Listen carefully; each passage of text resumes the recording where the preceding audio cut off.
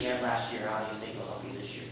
Yeah, no doubt. I mean, it's going to be nice to have the experience we had last year with, an opportunity to get some guys that, 50-year seniors that have played in these type of games, have been out there, been through all the things that go on with the NCAA playoff game, between things like we're doing today to the lead up to the thing, to the actual game day itself. Obviously, it's just a different feel on a game day in the playoffs when you've got, only 58 players on the sideline instead of all the guys on the team. Some guys will be doing maybe a little bit more on special teams, things like that. We don't have as much depth on your sideline. So, there's just a lot that goes into a playoff game. And then there's, the pressure of playing in a game like that. And our guys have felt that, have been through that. We've got a whole crew of guys that have done it. So I think that'll be a big advantage, for us going into this time around, just knowing what that feels like, knowing how to prepare and get ready for a game like this. Obviously, last week gave you a unique opportunity, having a bye week at this time of year. In your management of last week, where was the balance between doing what you needed to do to give your guys the mental and physical break, but still keeping that edge? Yeah. The balance was starting with trying to get healthy. That's where it started. We took some time off. Got the guys basically up till Wednesday. So we got done playing on Saturday, bus back from Nebraska, and had essentially Sunday, Monday, and Tuesday just got them off their feet, gave them a chance to kind of relax a little bit, do their thing in school, and not worry about football. Came back Wednesday, Thursday, and Friday, and then that was just trying to stay sharp, and stay focused, and really scouting ourselves more than anything else. We didn't have anyone to play against, or who are we going to play? We had no idea. So it's more a matter of just, hey, what are some things that we need to get better at here in the time that we're spending, brushing up on a few things schematically, offense, defense, and really pretty big emphasis on special teams, keeping those things sharp. And then gave them Saturday, Sunday, and most of today they'll have off as well. We'll meet this evening and talk a little bit about Illinois College and give them an update on here's what we got, and give them a scouting report, and then we'll be back physically getting after it tomorrow. So so it was much needed this time of year when you've played 10 straight weeks of football, to give yourself a little time to just both physically and I think mentally just kind of get refreshed. And like I told them, hey, we're starting season number 2 right now. It's all brand new season. I even joked with them we were going to have them move their stuff out of their room and move it back in. When we started this week off. So it kind of likes resetting everything. But no, it's like I said, you start getting to this time of year and you get a chance to have a break like that. I think it'd be very valuable for a team like we have right now. How else are you ready for going into the playoffs? Yeah, I think we're doing well. I mean, we've got a few things going. I mean, the one guy that is going to be out for the rest of the season is Ethan Stockwell, which that's not new news. He hasn't played in the last 3 games, and he's got a ACL that he's going to be out with for the rest of the year. So our right tackle and one of our best offensive linemen. So that's a thing that we've got to address, and we've been able to address the last 3 weeks, working a few guys in there. But aside from that, I mean, I feel pretty strong about our health. Owen Grover had a knee issue in the Nebraska Wesleyan game, but that's on track. He was just out running around today, so he's back on his feet, moving around, and I feel like by Saturday he'll be ready to go, and we should be pretty full strength rolling into Saturday aside from Ethan. You've played yourself into a position where you're playing at home, and if you keep winning, you could be here for a while. I mean, how big of a deal is that? Yeah, I mean, there's no doubt Wilson Hoover Stadium's an advantage. I mean, I think that's there's a lot to be said about playing at home. I think the last time we lost a game in regulation at home was like 2013 maybe. So, we do pretty well out here. So it's a big thing. It's a big deal. And when you can continue to have that opportunity throughout a playoff run, that could certainly be an advantage. But obviously, it won't go very far if you don't take care of the first one. And, we're going to see a really good Illinois College team coming in on Saturday. I think, to me, maybe one of the most underrated teams in the bracket, to be honest with you. They have a receiver that has over 2,000 receiving yards in the season. You don't see that very often. They got a quarterback that doesn't make many mistakes, and a running back that's explosive, and they got a lot of skill players all over the field defensively. One of the top 5 defenses in the country, I think, right now. So yeah, I mean, it's a balanced team that's going to be coming in here, and we're going to have our hands full in week 1. But if we can, like I said, protect our home and keep things rolling, that could be a huge advantage down the road as we keep moving forward.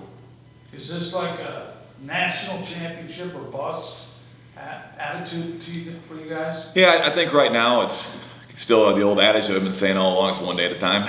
so I don't want the guys to get too far ahead of themselves. Certainly, I feel like if we could, we should be a contender for that. I think I'm hoping that everyone across the country would think that Wartburg is a real contender to win the whole thing.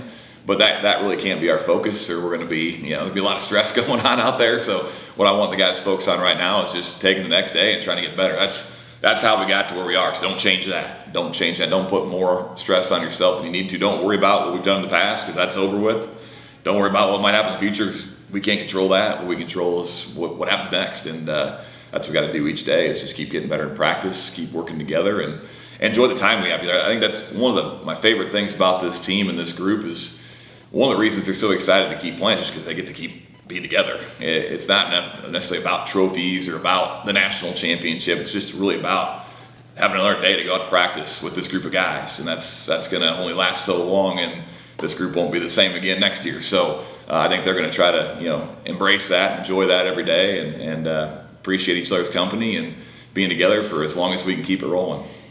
You mentioned the Blue Boys offense. Is there any team that you played this year that you compare them to? Yeah, I don't know if there is, to be honest with you. I mean, they are, obviously in their league, Monmouth College, certainly a team that gave us a little trouble there in week one. They had a quarterback that could make some plays, both with his arms and his arm and his legs.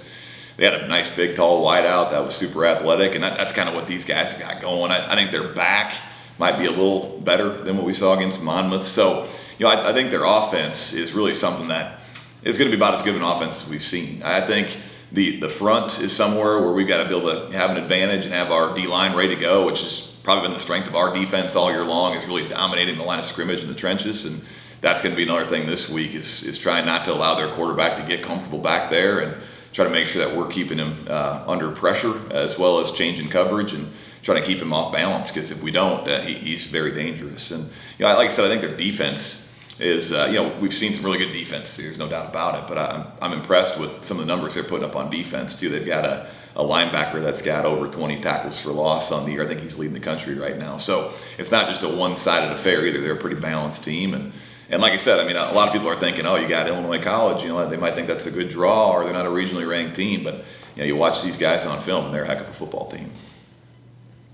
Yeah, you had a couple of big wins against Bethel and Co. this year that were really gutsy. What did you learn about the team, in those wins they can take to the playoffs? Yeah. I mean, those are huge games to have under your belt when you get in the playoffs. Anytime you can, like the Bethel game was just a grinded out affair, right? It was down to the wire, hard to move the ball. Both sides are struggling to put points on the board. A lot of times you get in the playoffs with the weather conditions and things that are going to happen in the playoffs. Yeah, that could be we'll see games like that. I think the Co game, being down a couple scores, early and finding a way to claw and fight back. Again, in the playoffs, there's going to be situations where you got your back against the wall and you got to find a way to do that. So I think learning that about our team here this year, and them having the confidence that no matter what style of game we run into here as we, keep moving forward, we feel like we've played in that style of game before. We know what we can do. We know what we're about when things get tough. And, some teams haven't had to go through that. There's a lot of teams in this thing that haven't had games like that. And all of a sudden you hit some adversity in a game and you haven't felt that can be a challenge. And I think that's something that we've got going for us. And we've got guys that have proven they can handle those situations. And that's a big thing when you start playing against teams like we're going to see every week now. Even in the post game, obviously the specialty teams are just magnified, their importance are magnified that much more. I know there's an area that Wartburg struggled in early because of the lack of, a youthful unit. Yeah. Talk about the development, how that's progressed through the year. Yeah, there's no doubt. You get in these games, special teams are huge. They're huge. And really, you see the depth of teams on special teams, I think, when you get in the playoffs. Teams that, some teams don't have to use all their starters, and they're still going to have a really legit special teams unit out there. Some teams, may need to start putting their starters into the special teams roles as you get in some of these games. And so, but I do think we've developed all those areas very well throughout the year. Our extra point field goal team, I think, is one that just the snapping situation, the holding situation, getting all that operation going, and some confidence for Cale O'Neill, who's a heck of a kicker. That's been great. I think our kickoff team has really developed in terms of establishing field position with Jackson Hoppus as the kicker, along with the guys in that unit and the physicality that they run down the field with. I think our punt team, again, Jackson Hoppus, again, stepping up this year as our punter, has been huge. If you look at our field position, the average starting field position throughout the year, we've dominated that statistic, and I think that's been a big part of our success. And so you move in the playoffs and you start playing in, one-score games, tight games. 10 yards of field position can be the difference in a game like that. 1 first down, 2 first downs here and there. Anytime you can gain a little advantage is huge in type football games. So I think that's going to be something that continues. As I said, in our bye week, we spent a little extra time, on special teams, and I think as we move into the playoffs here, that'll continue to be something we put an extra emphasis on, is winning that area of the football game to really set yourself up for success in some tight ball games. You left off, Goff was punting too. Yeah, there's no doubt. I think Nile as a threat to punt the football from midfield certainly is a big thing. And that I would say last year in the playoffs, there was a few of our games I know out here against La Crosse early in the playoffs, and then over at St. John's, there's a couple different games where Nile putting the ball down inside the 20, inside the 10, pinning the team back, really made a huge difference. So that's a weapon that we'll certainly keep in our back pocket as we move into the playoffs here as well. Your overall roster obviously is very huge, 176 kids. How do you go about picking the 58, and is that a challenge?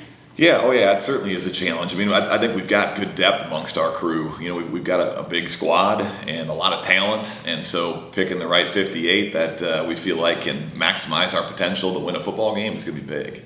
We'll have a few, alternate spots that we can also have. You can have 78 individuals on your sideline.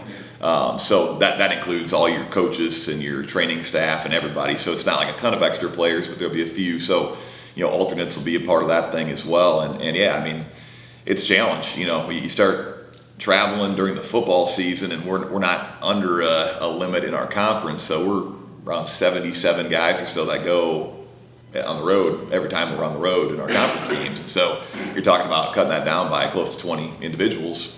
That's a big cut. And so, yeah, we got to look at all the different things guys can do. Like we just talked about special teams. What else can a guy do besides the position he plays? What is his value in special teams? What are the other areas on our team that he can help?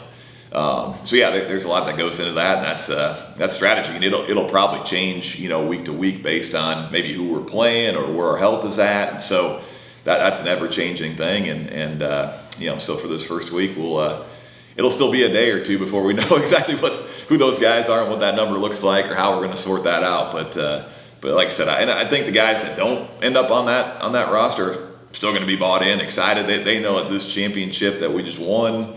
Anything we do in the playoffs here moving forward is they're all part of it, right? It's all theirs too. It doesn't matter if you're the guy, you're Hunter Clausen who's scoring most of the touchdowns, or whether you're a guy that's helping on the scout team. Everybody has value, everybody matters, and if we're going to really make a run at this thing, that's got to be the approach we have every week, and I think our guys are bought into that. Can you still practice everybody though? Yeah, you can. Yep. So you can still. You're not limited to cutting guys to, practice or any of that. So they can be basically part of everything except for the game day, on the field side of things. And I got a pretty good idea that those guys will be filling the stands. So there'll probably be a section of Wartburg Knights in the stands there as well. That'll be bringing some juice from the stands instead of from the sideline, and still, supporting our team in a big way. And that'll be exciting too. In your preseason talk, you talked about Nile and how he's kind of a quiet leader, but is becoming more vocal. Have you seen him kind of take the next step in his leadership this season? Yeah, there's no doubt. I mean, I think Nile. I mean, the number one thing he does is lead by example. I mean, there's no doubt about it. But then the next thing, he's really stepped up and having a voice. I wouldn't say he's a cheerleader out there, but certainly when he speaks up, guys are going to listen to Nile, and he's not afraid to speak up when he needs to. If he doesn't like the way something's going, he'll let the guys know about it. And I think that's the step that he took that maybe when he first started, started as our first year starting quarterback last year, early in the season. He was more about just making sure he was doing his job and not necessarily, trying to help some of the other guys along. And I think as he gained confidence, he's gained confidence in his ability to speak up and for guys to listen. And now, like I said, when Nile says something, guys are going to follow. And, he continues to just make good decisions, be exactly what you need as a quarterback on a team like we've got going right now. And the most efficient passer in our league to end the season. And when you can hand the ball to Hunter Clausen, sometimes that takes some stress off you too. And so, yeah, I'm really proud of Nile's development on the field and in his leadership. And I think that'll continue to grow here as we move in the playoffs as well. What do you feel are the keys come playoff time for a team to have a long run like you did last year?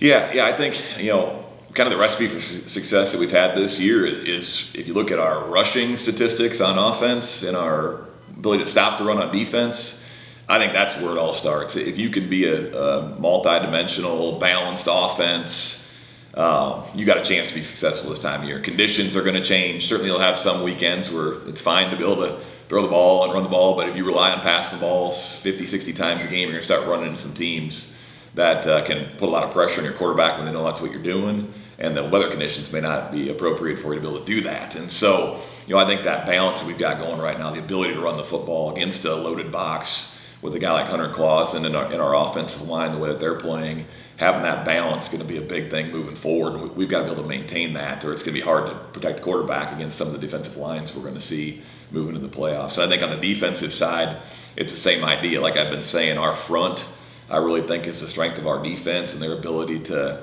just really dominate the line of scrimmage. And so if we can continue to keep people from running the football the way we have so far this season, I think we're number one in the nation right now in rushing defense.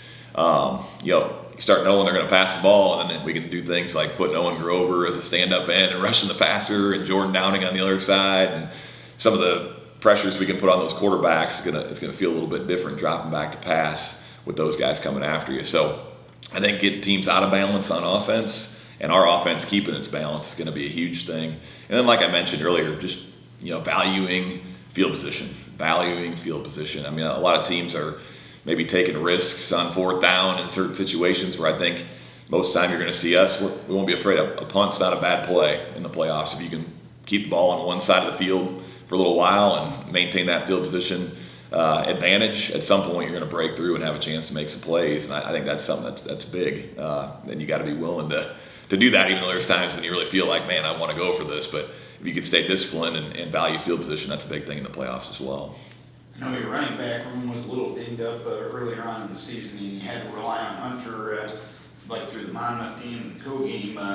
You've backed off his carries a little bit. Is he as fresh as he possibly can be at the right time here? I think so. I think this bye week, really helped, and I think the way that a few of these guys stepped up here, coming off of injury, like you mentioned. So Bryson White's kind of been in and out of the lineup, dealing with a few injuries.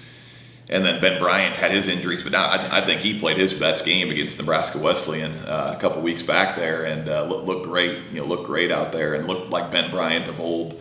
I think Dawson Rudd, a nice young freshman for us that has stepped up in a big way, has got I don't want to put too much pressure on the kid, but he reminds me of Hunter Clausen when he was that age. I mean, he's got just balance, physicality, finds little seams. He's not the biggest guy, but man, he just runs hard. And so we've developed some depth within that group.